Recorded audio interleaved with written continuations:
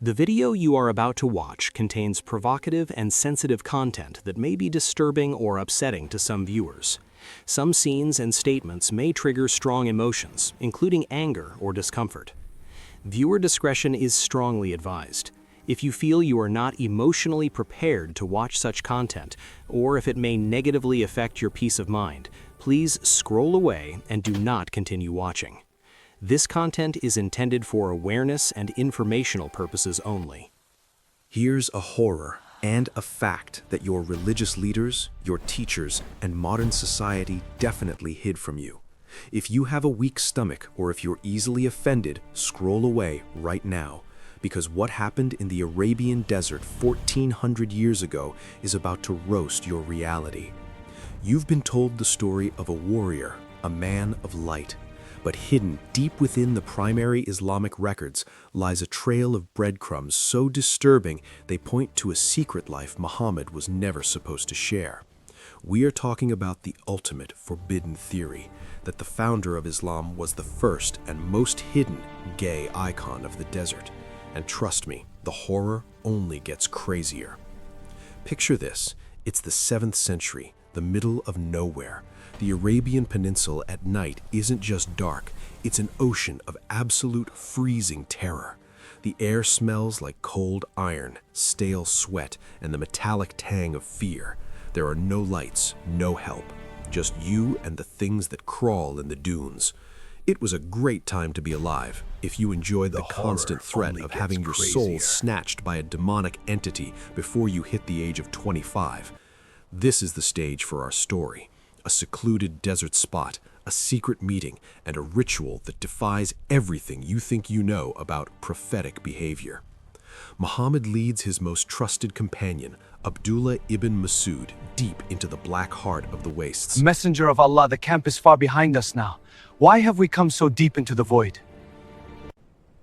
He stops abruptly. He takes his stick and draws a literal line in the sand, a circle around his friend. He looks him in the eyes, his voice dripping with an eerie, inhuman weight. Stay inside this circle.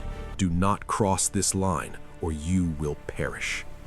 Most people think he was protecting his friend from lions or bandits. Think again. Muhammad wasn't worried about predators of the flesh. He was drawing a boundary to keep his companion away from the rendezvous he had pre-planned in the dark. Ibn Masud was left standing in a sand coffin, watching his leader vanish into the void. But here's where things get weird. If you think a magic circle is spooky, wait until you hear who showed up to meet him in the dark. Suddenly, the silence is shattered. Out of the blackness, a group of beings appears. They are described as looking like the Al-Zutt, a dark-skinned, physically massive group from the Indian subcontinent known for their virility. But these weren't spice traders. The primary source, Musnad Ahmad Hadith 3788, describes them as tall, lean, and completely naked. They didn't come to talk. They didn't come to pray. The text says they began to ride, or yarkabun, the prophet of Allah. Modern apologists scramble to say this means they crowded him. Spoiler alert, the Arabic word yarkabun is the exact same word used for mounting a horse. These giant naked figures surrounded Muhammad in the dead of night and took turns mounting him all night long, while his companion watched from the cuck line in the sand, too terrified to move. But this next part, this is the reason you're going to have nightmares tonight. Historians and critics still debate whether this was a spiritual encounter or a documented look at Muhammad's hidden sexual nature. Critics point out that this wasn't an isolated incident. If you look at the records, Muhammad had a bizarrely physical relationship with the men in his life. Take Dihya al-Kalbi, a companion described as the most handsome man in Arabia. Muhammad was so fond of him that it was said that sometimes he was seen with the man in a romantic position multiple times. He even claimed the angel Gabriel always took Dihya's beautiful form when visiting him. Are the revelations of Muhammad from the handsome man or Gabriel? This is a story for another day. Then there's the even more graphic record in Musnad Ahmad 16-245, where Muhammad was seen sucking on the tongue and lips of his grandson Al-Hassan. The riding of the Zutt, the obsession with the beautiful Dihya, the tongue-sucking.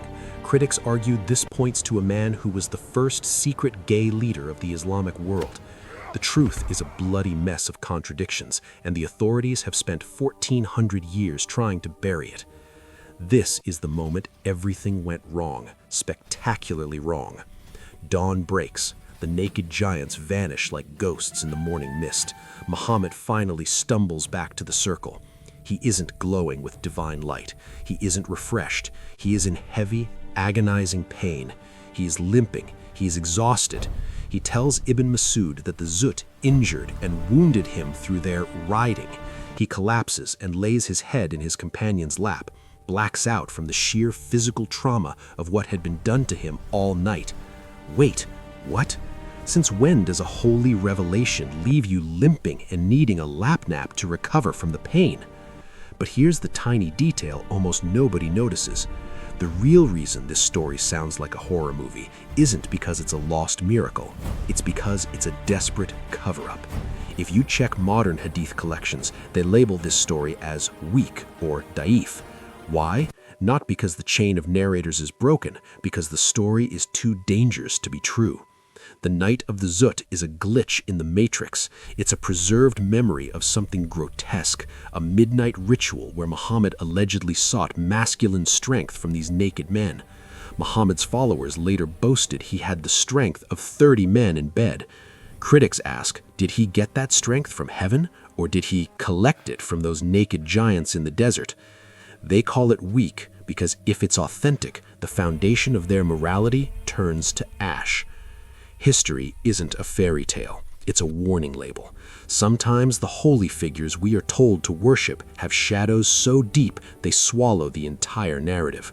Was Muhammad the perfect man, or was he a tortured soul seeking something in the dark dunes that the world was never supposed to see?